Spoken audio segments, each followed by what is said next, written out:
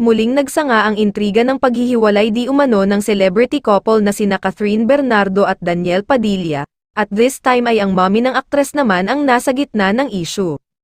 Kahit nga naispatan na ang dalawa na magkasama sa isang event at nagsayaw pa together, mukhang ayaw silang tantanan ng issue.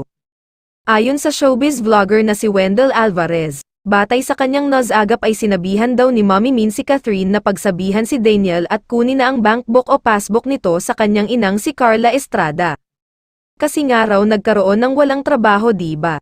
Nagkaroon ng pandemya, nagkaroon ng hindi magandang ano ang showbiz. Syempre siguro gusto ni Mommy Min na may tabi para nga kung ano ang mangyari sa dalawa mayroon silang panggastos, kung matuloy man yung kasal o kung ano man ang mangyari.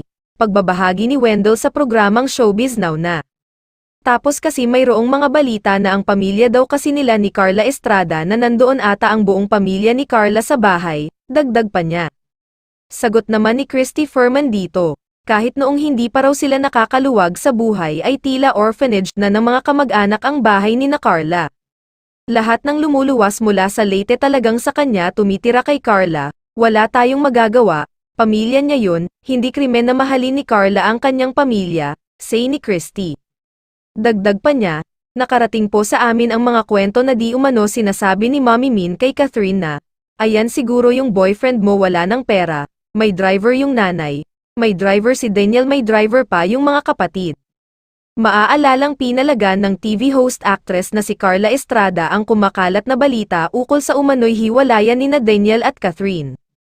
Ito ay matapos kumalat ang balita na mismong siya ang nagkumpirma na hiwalay na ang kanyang anak na si Daniel sa jowa at ka-love team nitong si Catherine, ito po ay walang katotohanan, kailanman ay hindi ko pang hihimasukan o pangungunahan ang personal na buhay ng mga anak ko, saad ni Carla, umani naman ang samut-saring comment mula sa mga netizens lalo na sa mga fans ng Katniel ang naturang post ng TV host.